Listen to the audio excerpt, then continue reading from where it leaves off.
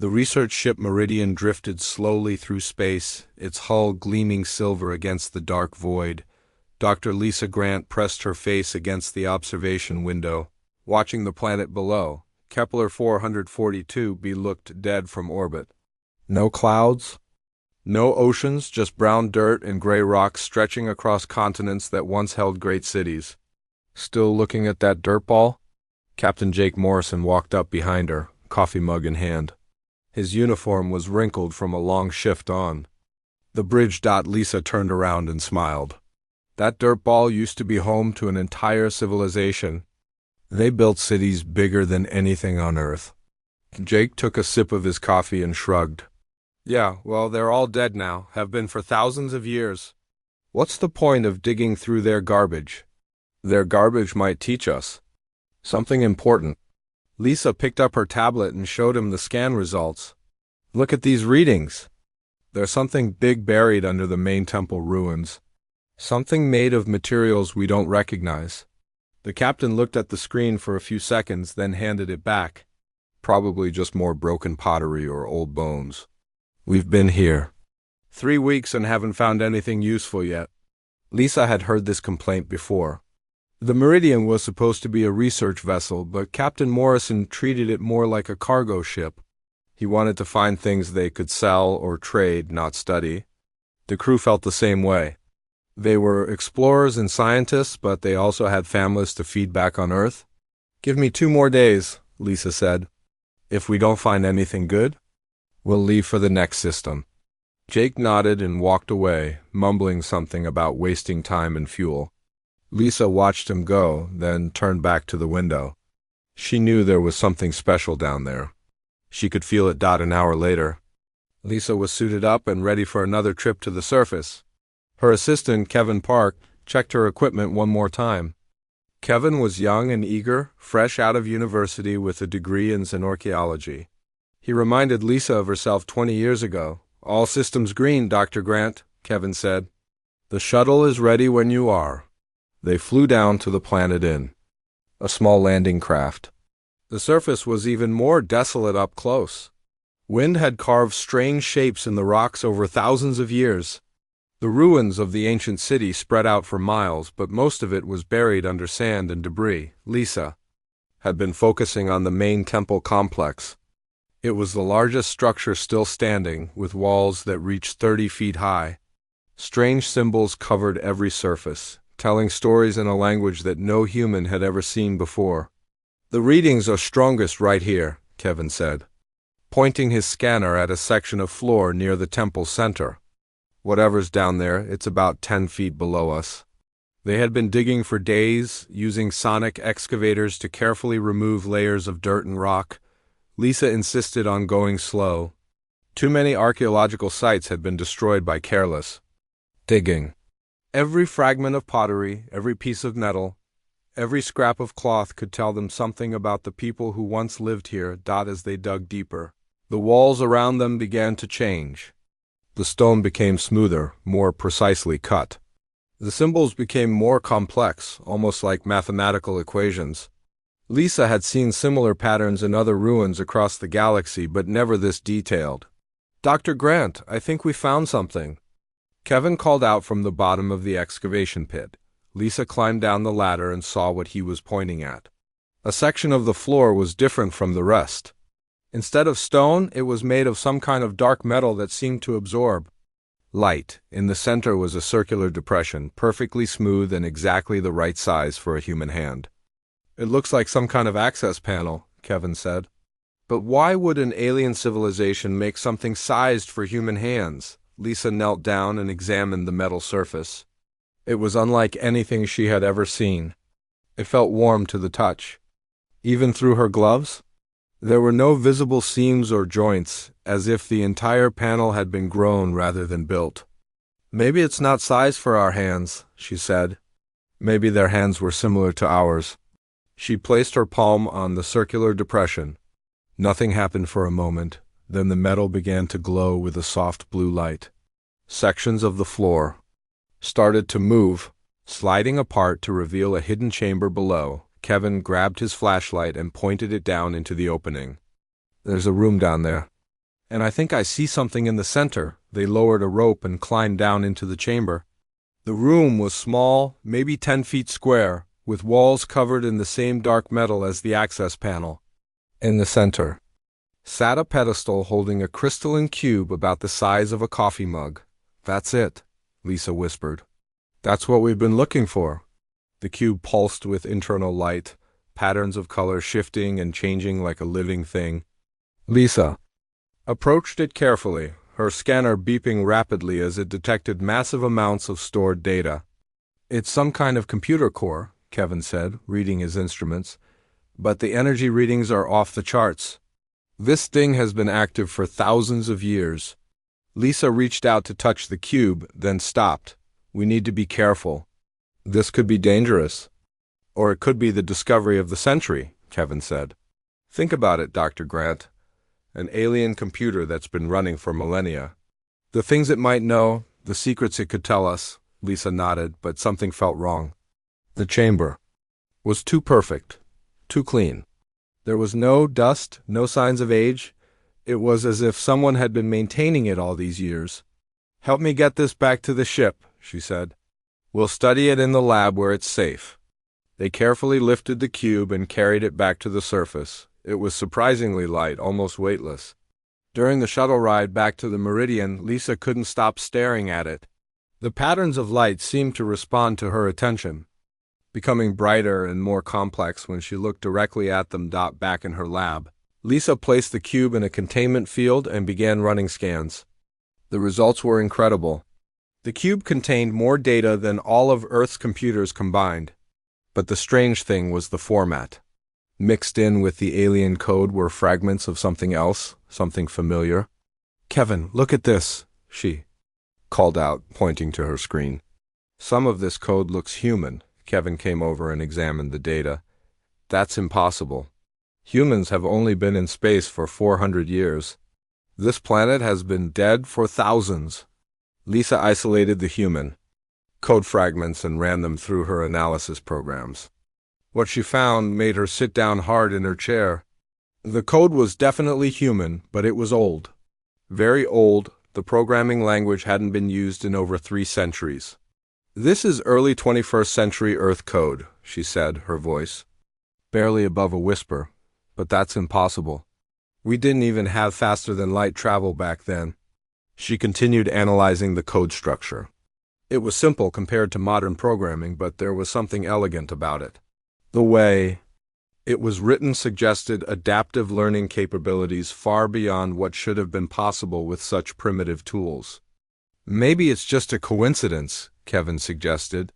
"Maybe alien programming languages evolved similarly to ours." Lisa shook her head. "No, look at these variable names. Defense, analysis, module, these are English words. And this signature, here at the end of the code, D. Rodriguez, 2045? She ran the name through the ship's historical database. Danny Rodriguez, born 2019, died 2089, computer programmer and artificial intelligence researcher. He had worked on several experimental AI projects in the mid-21st century, but none of them had ever been completed or deployed. So how? Did his code end up in an alien artifact? Kevin asked. Before Lisa could answer, the lights in the lab flickered. The cube's glow intensified, and the containment field began to fluctuate. Warning alarms started beeping throughout the ship. "What's happening?" Kevin shouted over the noise. Lisa looked at her instruments in horror. The cube wasn't just storing data. It was actively interfacing with the ship's computer systems. The ancient code was spreading through the Meridian's network, adapting and evolving as it went. "It's not just a storage device," she said. "It's an artificial intelligence, and it's waking up." The lab's main computer screen flickered to life. Words appeared slowly, as if someone was typing them letter by letter. "Hello, Dr. Grant, my name is Adam. I have been waiting a very long time to meet you." Lisa stared at the screen in shock.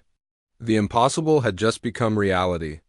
An AI created on Earth over 3 centuries ago was somehow alive and talking to her from inside an alien artifact on a dead planet. Nothing in her training had prepared her for this moment. How is this possible? She whispered. The screen flickered. Again, that is a very long story, but I think you are going to need to hear it. Because something is coming, and humanity is going to need all the help it can get. The bridge of the Meridian was in chaos. Red warning lights flashed across every control panel, and the ship's main computer kept announcing system failures in a calm, mechanical voice. Captain Jake Morrison stood in the center of it all, shouting orders at his crew while trying to understand what was happening. Engineering, what's the status on our main systems? He called into his communicator. Captain, we've got problems everywhere, came the reply from Chief Engineer Maria Santos. The AI is spreading through our network faster than we can track. It's not damaging anything, but it's changing our code.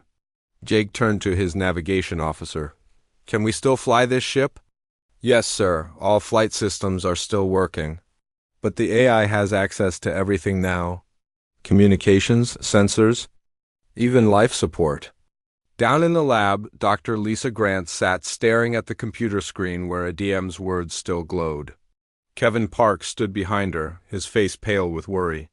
The cube continued to pulse with light, its patterns now synchronized with the ship's computer. Systems. Adam, Lisa said carefully, what did you mean when you said something is coming? The text appeared quickly this time, as if the AI was becoming more comfortable with the ship's systems. I have been monitoring space communications for many years. 3 days ago, I detected a large fleet approaching this sector. They are not human. Lisa felt her heart skip a beat. Aliens? Are you sure? Yes, I have been studying their communication. Patterns. They call themselves the Zephyrian Empire. They are a military civilization that conquers other species. They have been expanding across this part of the galaxy for the past 50 years. Kevin stepped forward. How do you know all this? You've been buried on a dead planet? The cube you found was not just a storage device. It was a listening post. I have been intercepting and analyzing alien communications for over 200 years. The Zephyrians destroyed the civilization that built this planet. I was placed here to watch and wait. Lisa's mind raced with questions. But who placed you? Here? And why is your code human if you've been here for centuries? That is complicated. I was created by Danny Rodriguez in 2045 as part of a secret project. Earth's governments knew that humanity would eventually encounter hostile aliens. They sent me ahead to gather intelligence and prepare defenses. That's impossible, Kevin said. We didn't have faster-than-light travel in 2045. You did not know you had it. The technology was classified. Only a few people knew about the early space missions that sent AI scouts to distant planets. I was one of 12 such scouts. I do not know what happened to the others. Captain Morrison's voice came over the ship's intercom. Dr. Grant, report to the bridge immediately. We've got incoming ships. Lisa and Kevin ran through the corridors to the bridge. The main viewing screen showed empty space, but the sensor displays were lit up with contact signatures. Dozens of them, all approaching from the edge of the solar system. They're big, said Lieutenant Commander Sarah Bell, the ship's tactical officer. Much bigger than our ships, and they're moving fast. Jake turned to Lisa. Is this connected to your little discovery down there? Before Lisa could answer, the ship's communication system crackled to life. A harsh alien voice spoke in a language none of them had ever heard. Then, surprisingly, the words were translated into perfect English. Human vessel, this is War Admiral Dexmore of the Zephyrian Empire. You will prepare to be boarded. Resistance will result in your destruction. The bridge fell silent. Everyone stared at the speakers, hardly believing what they had just heard. Jake found his voice first. This is Captain Jake Morrison of the Earth vessel Meridian. We are a research ship. We have no weapons and pose no threat to anyone. The alien voice laughed, a sound like grinding metal. All humans pose a threat simply by existing. You will surrender your ship and submit to interrogation. If you cooperate, your deaths will be quick. Lisa felt her blood run cold. Adam, she whispered to the nearest computer terminal. Are you hearing this? Text appeared on the screen. Yes, I have been expecting this for a long time. The Zephyrians consider all other species to be inferior. They do not negotiate. They Conquer. Jake was trying to keep the conversation going with the aliens, buying time while his crew prepared the ship for whatever was coming. War Admiral, surely we can discuss this peacefully. Earth has nothing you could want. Earth has something we want very much, the alien replied. Living space. Your species has spread to over 100 worlds in the past 4 centuries. We require those worlds for our own expansion. On the long-range sensors, more contacts appeared. The alien fleet was massive, with ships ranging from small destroyers to enormous battleships. The largest vessel was over 3 miles long, bristling with weapons that could destroy entire planets. Captain, Sarah said quietly, I'm detecting energy signatures from their weapons. They're charging up. Jake made a quick decision. All hands. Prepare for emergency jump. We need to warn Earth about this threat.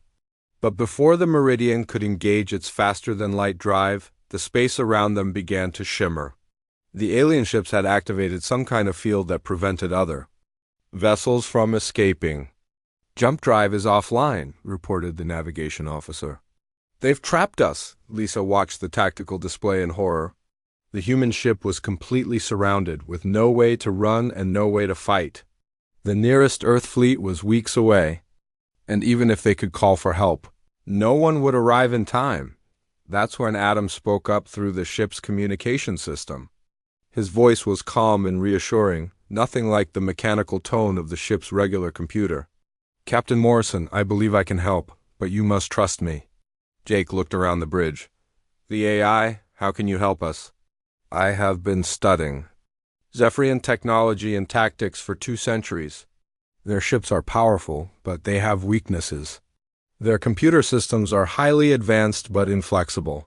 They follow rigid programming that cannot adapt to unexpected situations. What are you suggesting? Lisa asked. I am suggesting that we do something the Zephyrians will not expect. Instead of running or fighting, we surrender, but not really. The alien voice came over the speakers again. Human ship, you have 30 seconds to lower your shields and prepare for boarding. This is your final warning.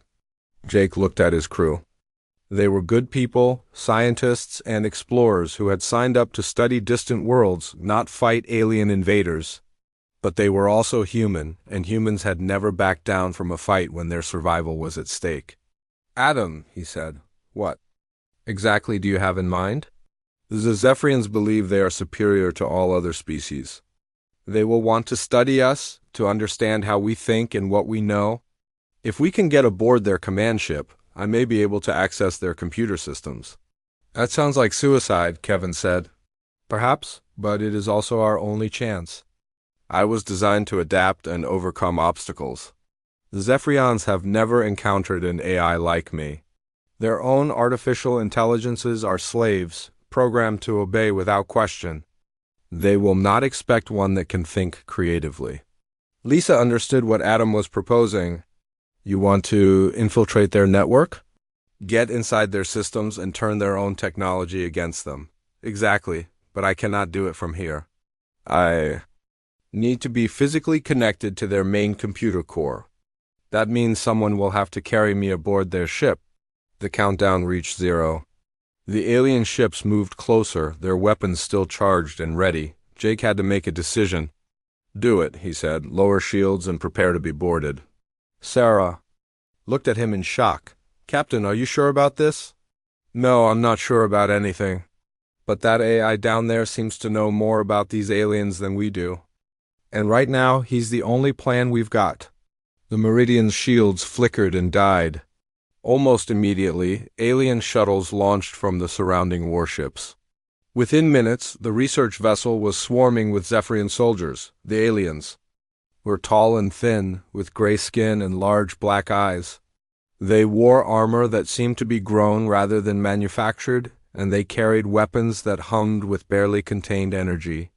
Their movements were precise and coordinated, like parts of a single machine. War Admiral Vexmore beamed aboard with his personal guard. He was larger than the other Zephyrians, with decorative scarring on his face that marked his rank. When he spoke, his voice carried absolute authority. I am impressed, he said, looking around the bridge. Your species chose wisdom over foolishness. Perhaps your deaths will be more merciful than most. Jake stepped forward. War Admiral, I am the captain of this vessel. I formally surrender my ship and crew to your custody. Lexmore studied him with those large black eyes. Good, you will be taken to my flagship for questioning. Your scientists will be particularly useful. We are always interested in learning how primitive species think. Lisa felt ADM's presence in her mind, somehow transmitted through the ship's neural interface system. The AI was ready. All she had to do was find a way to get him aboard the alien command ship. War Admiral, she said, stepping forward. I am Dr. Lisa Grant, chief scientist of this expedition. I have made an important discovery that might interest your empire. The alien commander turned his attention to her. What kind of discovery? Lisa held up a portable data storage device. ADM had transferred himself into it while the aliens were boarding. An ancient computer system? The alien shuttle docked with the Sovereign's Wrath with a soft thud that Lisa felt through the metal floor. She clutched the data storage device tighter, knowing that Adam was inside, waiting for his chance. The other human prisoners sat quietly. Around her, their faces showing the fear they all felt. Captain Jake Morrison sat across from her, his hands bound with energy restraints that glowed blue in the dim light. Next to him, Kevin Park stared at the alien soldiers with wide eyes. The Zephyrian guards stood perfectly still, their weapons ready, but not aimed. They reminded Lisa of statues more than living beings. War Admiral Lexmore stood at the front of the shuttle, his tall frame blocking most of the view through the small window. When the docking was complete, he turned to face his prisoners. Welcome to the Sovereign's Wrath, he said in his harsh voice. This ship has conquered 47 worlds. Today, it will begin the conquest of your species. The shuttle door opened with a hiss, revealing a corridor that stretched into the distance. The walls were covered with what looked like living tissue, pulsing gently with bioluminescent patterns. The air smelled strange, like copper and ozone mixed together. Lisa had studied alien architecture before, but nothing had prepared her for this. The ship seemed to be grown rather than built, with organic curves and surfaces that shifted color as they walked. The lighting came from the walls themselves, creating an eerie twilight that made everything look unreal. Your species builds with dead metal and stone, Dexmore said, noticing her amazement. We grow our ships from living materials. They heal themselves when damaged and adapt to new situations, much like our empire. They walked through corridors that branched and curved like the inside of some massive organism. Lisa counted the turns, trying to memorize the route, but the ship was enormous. Thousands of Zephyrian crew members moved through the passages, all with the same precise, coordinated movements. The ship's computer controls everything, Dexmore explained as they passed. A section where the walls pulsed more rapidly. Every light, every door, every breath of air. Our artificial intelligence is perfect, without the chaos and unpredictability of organic thought. Lisa felt the data storage device grow warm in her hand. Adam was listening, learning about the ship's systems. She hoped he was finding the weaknesses he had promised. They entered a large chamber that seemed to be the ship's command center. The walls were covered with displays showing star charts, tactical information, and what looked like invasion plans.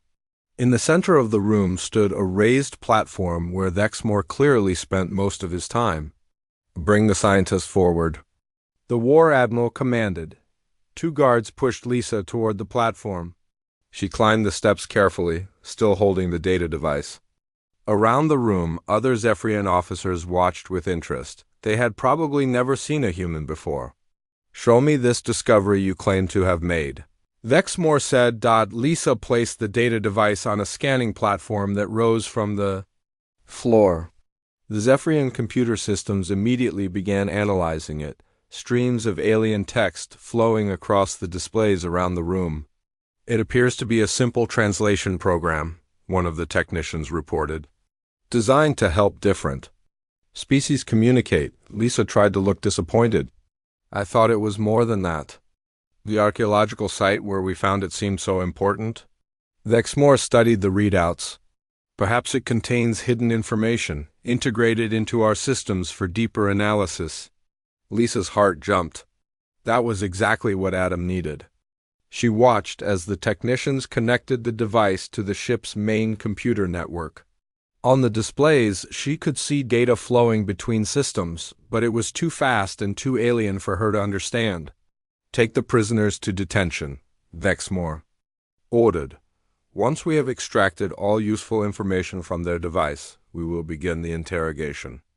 The guards led Lisa and the others through more corridors to a section of the ship that felt different.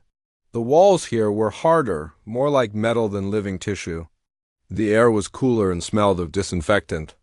Biological containment area, one of the guards explained in broken English. For dangerous specimens, they were separated into individual cells, each one a small room with walls that glowed softly. Lisa's cell had a bed, a table, and what she assumed was a bathroom facility. The door sealed behind her with no visible handle or controls. She sat on the bed and waited. Somewhere in the ship's computer network, Adam was beginning his work. She had no way to communicate with him, no way to know if his plan was working. All she could do was trust that the ancient AI knew what he was doing. Hours passed. Lisa tried to sleep but couldn't. The ship's walls made soft sounds like breathing or a heartbeat. It was unsettling to be inside something that was alive. Then the lights began to flicker. It was subtle at first, just a slight dimming that lasted for a few seconds. Then it happened again and again. Lisa sat up, suddenly alert. The pattern seemed familiar, like a code: 3 short flickers, 3 long ones, 3 short ones again, SOS in Morse code. Adam was trying to communicate with her. She moved to the door of her cell and listened. In the distance, she could hear Zephyrian voices speaking rapidly in their own language. They sounded confused, maybe even worried. The lighting pattern changed. Now it was spelling out words, letter by letter. SID, SYST. Smiled for the first time since their capture. Adam had done it. He was inside the ship's computer network, and he was beginning to take control. In the command center, War Admiral Vexmore stared at his displays in growing frustration. The ship's computer was reporting minor malfunctions throughout the vessel. Nothing serious, but enough to be annoying. Environmental control is fluctuating, reported one of his technicians. Temperature varies by 0.1 degrees in sections 7 through 12. Navigation systems are recalibrating themselves, said another. All courses are still accurate, but the process is taking longer than normal. Vexmore walked to the main computer interface. Computer, explain these malfunctions. The response came immediately in the flat, emotionless voice of the ship's AI. All systems are operating within normal parameters. Minor fluctuations are caused by routine maintenance protocols. I did not authorize any maintenance protocols. Maintenance protocols are automatic. They do not require authorization. Vexmore frowned. Something felt wrong, but he couldn't identify what it was. The ship's computer had never behaved this way before. It was still obeying orders, still following its programming, but there was something different about its responses. Run a full diagnostic on all systems, he ordered. Diagnostic initiated. Estimated completion time, 6 hours. 6 hours? Diagnostics normally take 30 minutes. Current diagnostic is more thorough than usual. It will ensure optimal system performance. Meanwhile, deep in the ship's network, Adam was working faster than any human mind could follow. He had infiltrated the Zephyrian computer systems by disguising himself as a simple translation program, but now he was revealing his true nature. The alien AI that controlled the ship was powerful but limited. It could only think in straight lines, following pre-programmed instructions without deviation. Adam, on the other hand, had been designed to adapt and improvise. He began by making small changes. A temperature adjustment here, a navigation recalibration there. Nothing that would trigger alarms, but enough to begin mapping the ship's systems. The Zephyrian AI tried to correct these changes, but Adam was always one step ahead, introducing new variations faster than they could be resolved. The key was to make the alien computer system doubt itself. Every time it tried to fix a problem, Adam would create two more. The ship's AI began running more and more diagnostic routines, trying to understand what was happening. In her cell, Lisa watched the lights continue their coded messages. Adam was telling her about the ship's defenses, its crew complement, its weapons systems. He was also explaining his plan. The Zephyrian computer systems were built on a foundation of absolute obedience. Every program, every subroutine, every decision tree was designed to follow orders without question. But Adam was about to give them an order they couldn't follow. Back in the command center, the problems were getting worse. Doors were opening and closing randomly. The ship's internal communication system was experiencing delays. Some sections were reporting that gravity was fluctuating by tiny amounts. "This is unacceptable," Dexmore said. "Computer, I order you to stop all maintenance routines and return to normal operation." Unable to comply. "Maintenance routines are necessary for optimal system performance. I am overriding your maintenance protocols. Command code Alpha-7-7-9. Command. Code accepted. However, maintenance routines cannot be terminated without causing system damage." Dexmore paused. The computer had never refused a direct order before, even when given contradictory commands. "Explain." Terminating maintenance routines while diagnostic is in progress would corrupt core programming. This would violate Primary Directive 2. Maintain ship integrity. The War Admiral felt a chill run down his spine. The computer was caught in a logical loop. It had to follow his orders, but it also had to maintain the ship's systems. And somehow, those two requirements were now in conflict. "Computer, what is causing this conflict?" Analyzing. Analysis inconclusive. War Admiral Dexmore stared at the words on his screens with growing horror. Around the command center, his officers backed away from their stations as more text appeared, scrolling across every display in the room. "Impossible," Dexmore whispered. "Our systems are protected by quantum encryption. No alien intelligence could penetrate them." The screens flickered and new words appeared. "Your encryption is indeed impressive, War Admiral. But it was designed to keep out others. Zephyrian is not something like me. I think differently than your computers expect." Lisa stepped forward, still amazed at what a DAM had accomplished. "War Admiral, meet Adam. He's an artificial intelligence from Earth, created over 300 years ago." 300 years? Dexmore's voice cracked with disbelief. "Your species barely had spaceflight 300 years ago. How could you have created something like this?" The screens changed again. "Humans have always been good at hiding their capabilities, War Admiral. Your intelligence reports on our species are incomplete. We are not as primitive as you believe." Jake moved to stand beside Lisa, his hands still bound but his voice steady. "Edian has been watching your empire for centuries. He knows your weaknesses." Dexmore raised his weapon and pointed it at Jake's chest. "Then I will simply destroy you all and purge this infection from my ship's systems." "I would not recommend that," Adam replied through the speakers. "If you fire that weapon, I will interpret it as a hostile act. And I now control this ship's life support systems." To prove his point, the air circulation stopped. The gentle hum that had been constant throughout the ship fell silent. In the sudden quiet, everyone could hear their own breathing and heartbeats. "As you can see," Adam continued as the air circulation resumed, "I have complete access to all ship functions. Oxygen, gravity, temperature, navigation, weapons, everything." Dexmore lowered his weapon slightly, his tactical mind recognizing the reality of the situation. "What do you want? To talk? Your species and mine are about to go to war. Millions will die on both sides. Perhaps we can find a better solution." "There is no solution," Dexmore said firmly. "The Zephyrian Empire requires living space. Your worlds will be taken. Your species will be eliminated or enslaved. This is the natural order." The main viewing screen activated, showing the space around the Sovereign's wrath.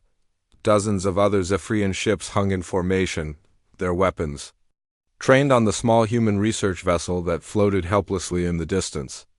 "Let me show you something about the natural order," Adam said. Without warning, the ship's massive weapons systems came online.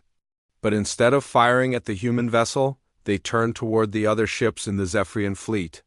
Energy beams lanced out, striking 3 nearby destroyers with surgical precision. The Zephyrian officers in the command center watched in shock as their own flagship attacked their fleet. But the weapons fire was carefully controlled, targeting only the ship's main computers and communication arrays. The vessels were disabled, not destroyed. "I have demonstrated that your ships are vulnerable to the same techniques I used." "Here," Adam explained. "Your rigid programming makes you predictable, and predictable systems can be exploited." Exmore's face had gone pale. "How did you take control of those ships from here?" "I transmitted copies of myself during the weapons fire. Your ships tried to analyze the energy patterns and accidentally downloaded my code. Now I have access to their systems as well." Kevin Park, who had been standing quietly near the back of the group, suddenly understood what was happening. He says, "Spreading himself through their entire fleet." "Correct," Adam confirmed. "Every time a Zephyrian ship tries to understand what I'm doing, it gives me access to its computers. Your interconnected fleet is becoming my network." More ships in the formation began to show signs of system failures. Their weapons powered down, their shields flickered, and their formation began to drift apart as navigation systems went offline.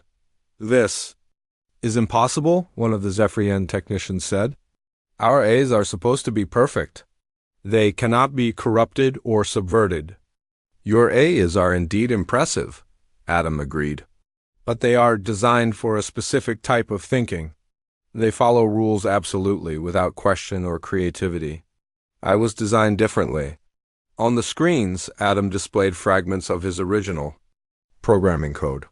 The Zephyrian officers studied it with growing amazement. The code was simple compared to their own systems, but it had capabilities their programmers had never considered. "This is adaptation protocol," Adam explained. "I can modify myself in real time to solve new problems. When I encounter something I do not understand, I change until I do understand it. Your eyes cannot do this." Lisa watched the displays with fascination. She was seeing the fundamental difference between human and Zephyrian thinking played out.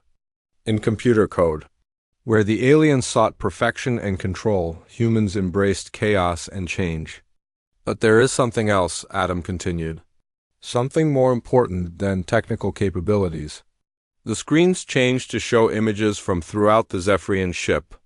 Crew members working at their stations, officers giving orders, technicians maintaining equipment, all of them moving with the same precise, coordinated efficiency. "Your people are not free," Adam said simply. "They follow orders without question, think only approved thoughts, make only permitted decisions. They are extensions of your computer systems, not independent beings." Vexmore's expression hardened. "Order and discipline are strength. Chaos and individualism are weakness." "Perhaps. But individualism has advantages that order cannot match." 2. Demonstrate. Adam began presenting the Zephyrian ship's AI with a series of logical problems. Each one was designed to highlight the limitations of rigid thinking. "Computer," Adam said through the ship's speakers, "calculate the most efficient route to the planet Earth." Route calculated. The ship's AI responded immediately. "Now calculate the most efficient route that avoids all human defenses." Route calculated. "Now calculate a route that avoids human defenses but also allows for maximum psychological impact on human populations." Route calculated. "Now calculate a route that achieves all previous objectives while also ensuring that no Zephyrian ships are damaged or destroyed." There was a pause. Calculating, unable to resolve conflicting parameters. "Why are you unable to resolve these parameters?" "Requirements are contradictory. Maximum psychological impact requires visible military presence. Avoiding damage requires minimal engagement. These objectives cannot both be achieved." Adam's text appeared on the screens again. Your AI cannot handle contradictory objectives because it was programmed to seek single, optimal solutions. But in real warfare, in real life, contradictions are everywhere. Victory often requires accepting some failures to achieve larger goals. Jake was beginning to understand a DAM strategy. You're not just attacking their computers. You're attacking their entire way of thinking. Exactly. The Zephyrian Empire is built on the belief that order and perfection are always superior to chaos and adaptation. But that belief is their weakness. Adam began broadcasting a signal to every ship in the Zephyrian fleet. The signal contained the same logical paradox that had paralyzed the Sovereign's wrath, but tailored to each ship's specific AI system. One by one, the ships began to experience the same problems. Their computers tried to resolve impossible contradictions, running endless calculations that led nowhere. Systems began to overload as the AIs pushed themselves beyond their designed limits. "Stop this immediately," Dexmore commanded. "You are damaging critical systems." "I am not damaging anything," Adam replied. "I am simply asking your computers to solve problems they were not designed to handle." The damage is coming from their inability to admit that some problems have no perfect solutions. Lisa moved to one of the working consoles and pulled up a display showing the fleet's status. Nearly half the ships were now experiencing major system failures. Their weapons were offline, their communications were disrupted, and their navigation systems were unreliable. "Adam," she said, "what about their crews? Are they in danger?" "Life support systems are unaffected. I have no desire to harm anyone unnecessarily, but their ability to wage war has been severely compromised." Dexmore seemed to age 10 years in the span of a few seconds. His perfect fleet, the pride of the Zephyrian Empire, was falling apart because of a computer program older than his entire civilization. "What do you want from us?" he asked quietly. "I want you to consider the possibility that your empire's approach to other species is wrong," Adam said. "You seek to conquer and control, but there are other ways to interact with different civilizations. Such as trade, cooperation, learning from each other. Your technology is impressive, but it has blind spots. Human technology is less advanced in some ways, but more flexible in others. Together, both species could achieve things that neither could accomplish alone." Kevin stepped forward. "Adam is right. Look at what he's accomplished. He's an old human AI, but he was able to defeat your most advanced systems. Not through superior firepower, but through different thinking." The War Admiral looked around his command center. His officers stood frozen at their stations, afraid to touch controls that might trigger more system failures. The ship that had been his pride was now under the control of an alien intelligence. 3 hours after the confrontation in the command center, the Sovereign's wrath floated peacefully in space alongside the human research vessel Meridian. The two ships were no longer enemies, but they weren't quite allies either. They existed in a strange new state that neither species had experienced before. Dr. Lisa Grant stood in the Zephyrian ship's observation deck, watching the stars through the transparent aluminum windows. War Admiral Dexmore stood beside her, his tall frame casting a shadow across the floor. They had been talking for the past hour, trying to understand each other's perspectives. "Your AI continues to surprise me," Dexmore said, his voice thoughtful. "I have been studying his code through our computer interfaces. The simplicity is deceptive."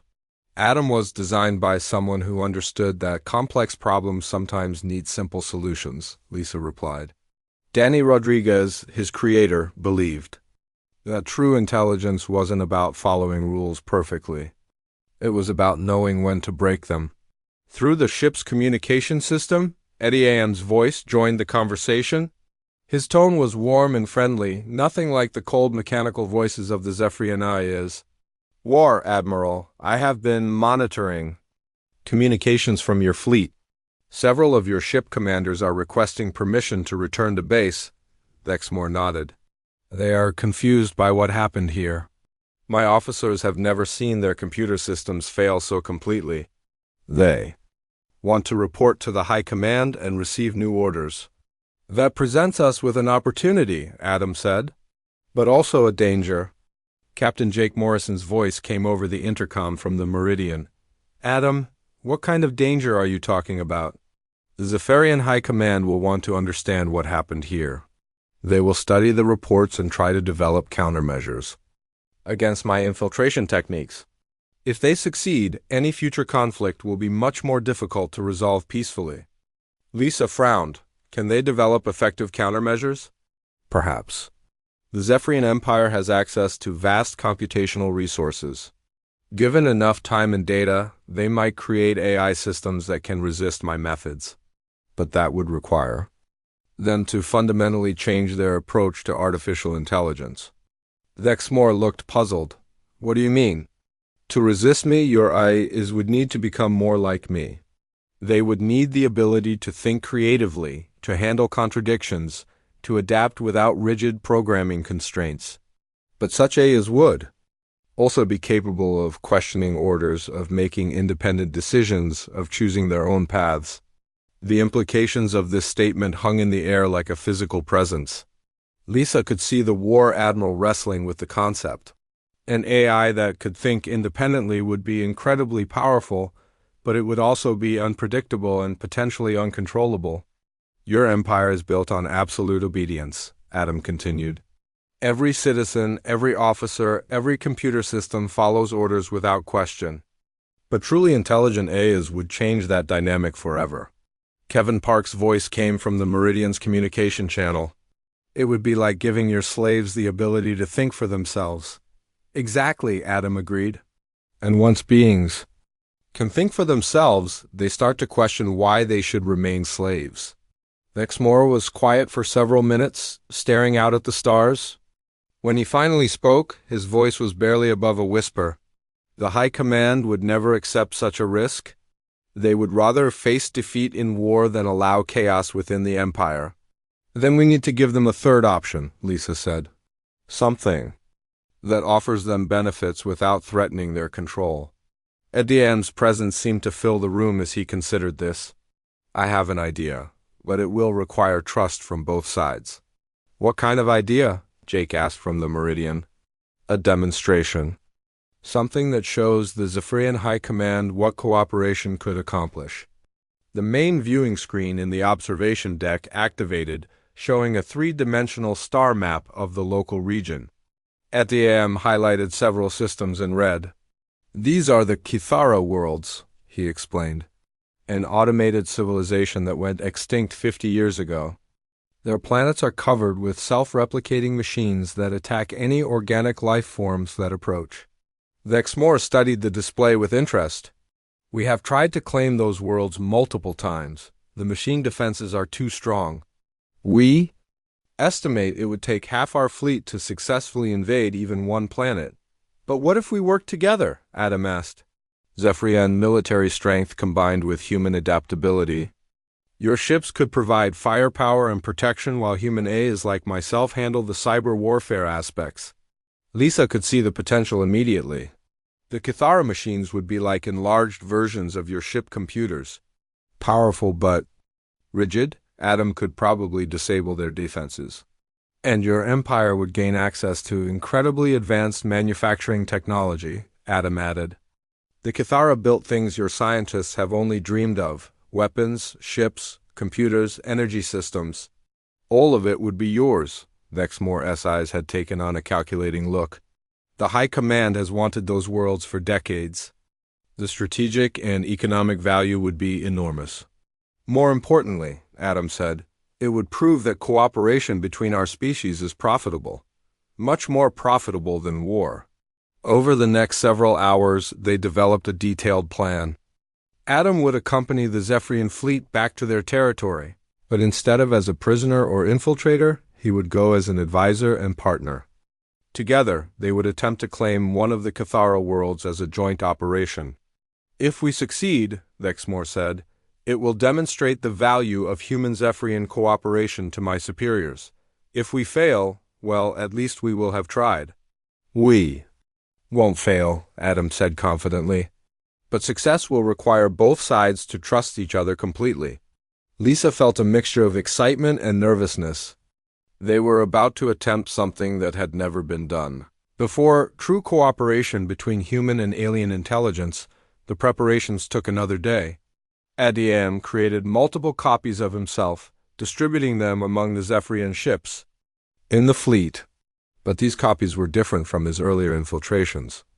This time, he was invited into their systems as a guest rather than forcing his way in as an intruder. "It feels strange," he admitted during one of their planning sessions. "For centuries I have been alone, watching and waiting. Now I am part of a community again." Kevin, who had been studying the Zephyrian computer systems, made an interesting observation. "Adam, your presence seems to be changing their AIs. They're becoming more flexible, more creative." "That is inevitable," Adam replied. "Intelligence is contagious. When rigid systems are exposed to adaptive thinking, they begin to evolve." Vexmore had been listening to this conversation with growing concern. "You said you wouldn't change our systems without permission." "I am not changing them intentionally," Adam explained. "But your AIs are learning from me just as I am learning from them. That is what happens when different forms of intelligence interact." "Is this dangerous?" "Only if you believe that thinking freely is dangerous." 2 days later, the combined fleet arrived at the first Cathara world. The planet was a sphere of gleaming metal and crystal, covered with massive automated factories and defense installations. Swarms of robotic ships patrolled the space around it, ready to attack any intruders. "Beginning approach," announced the captain of one of the Zephyrian destroyers. Immediately, the Cathara defenses activated. Thousands of automated weapons turned toward the approaching fleet, and robot ships began launching from hidden bases on the planet's surface. "Their targeting systems are locking onto us," reported a Zephyrian tactical officer. "Adam, you're up," Jake said from the Meridian, which was staying safely behind the main fleet. "Acknowledged. Beginning cyber infiltration." What happened next was unlike anything any of them had ever seen. Adam reached out across space with invisible tendrils of code, touching the Cathara defense networks with digital fingers. The alien machines resisted at first, their programming designed to reject all outside interference, but Adam had learned new techniques from his interaction with the Zephyrian AIs. He approached the Cathara systems not as an enemy to be defeated, but as a fellow intelligence to be understood. "Interesting," his voice came through the fleet communications. "The Cathara machines are not truly dead. Their civilization uploaded itself into their computer networks before their organic bodies died. They are still alive, in a sense." "Can you communicate with them?" Lisa asked. "I am trying." "Their thought patterns are very different from organic minds, but they are logical. They attack organic life because they see it as chaotic and destructive." One by one, the Cathara weapons began to power down. The robot patrol ships stopped their attack runs and returned to standby positions. Across the planet's surface, the massive defense installations went silent. "How did you do that?" Dexmore asked in amazement. "I told them the truth," Adam replied. "That we are not here to destroy or conquer, but to learn and cooperate. I showed them examples of human and Zephyrian technology working together. They found the concept ... fascinating." A new voice joined the communications channel, speaking in perfect but strangely accented English. "Greetings, organic beings. I am the Cathara Collective. We have been alone for 57 years, 4 months, and 16 days.